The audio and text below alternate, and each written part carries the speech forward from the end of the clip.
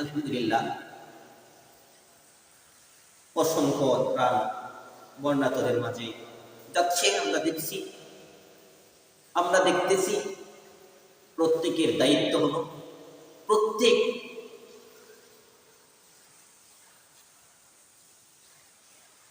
জাতির জন্য বন্যাতদের পাশে দাঁড়ানো। এটা দায়িত্ব, কর্তব্য প্রত্যেকের জন্য। যারা বন্যার পানিতে আক্রান্ত, যারা নিজেরা থাকার ঠাঁইটুকু পাই, যারা নিজেরা বলতেছে আমরা কাকে রক্ষা করব, নিজের পরিবার পরিজনকে নাকি অন্যদেরকে, পাশের বাড়ি কাউকে, প্রতিবেশীকে? আমরা নিজেরাই তো ঠাঁই পাইছি থাকার জন্য। আমরা নিজেদের তো জীবন নিয়ে টানাটানি, আমরা কাদের পাশে দাঁড়াবো? একটা আওয়াজ আসতেছে, এক ভাইয়ের একটা আওয়াজ, সে বলতেছে আমি আমার মাকে নিয়ে রেখে আসলাম কিছু জায়গায়, আমার বাবাকে নিতে আসলাম, এসে দেখি আমার বাবা যেই করেছিল সেই ঘরটাই, আমার বাবা তো দূরের কথা, সেই ঘরটাই পানি ভেঙে নিয়ে গিয়েছে।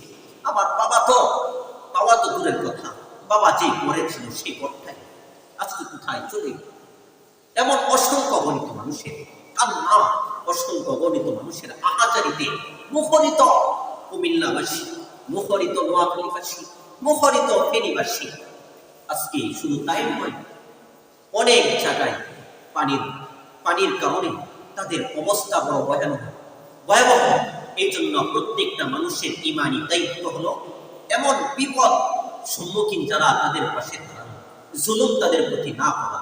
অনেক জালেম এরকম আছে, ওই জায়গায় একটা মুন বিক্রি হচ্ছে 50, 5 টাকা 10 টাকার একটা মুন বিক্রি হইতেছে 50 টাকায়।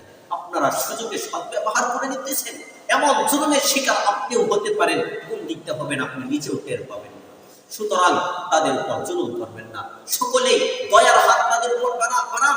তাদের না আছে বাবার পরিচয়, না আছে মার পরিচয়, না আছে আত্মীয় স্বজনের কাহারো কোথাও পরিচয়, কাহারোর সাথে কাহারো সাক্ষাৎ নাই, এমনও পরিবার আছে যাদের পরিবারের ভিতরে অনেকেই মারা গিয়েছেন, পানির ভিতরে বেশি আসছে লাশ। তাদের পাশে আপনারা না দাঁড়িয়ে তাদের উপর জুলুম করবেন না, খবরদার।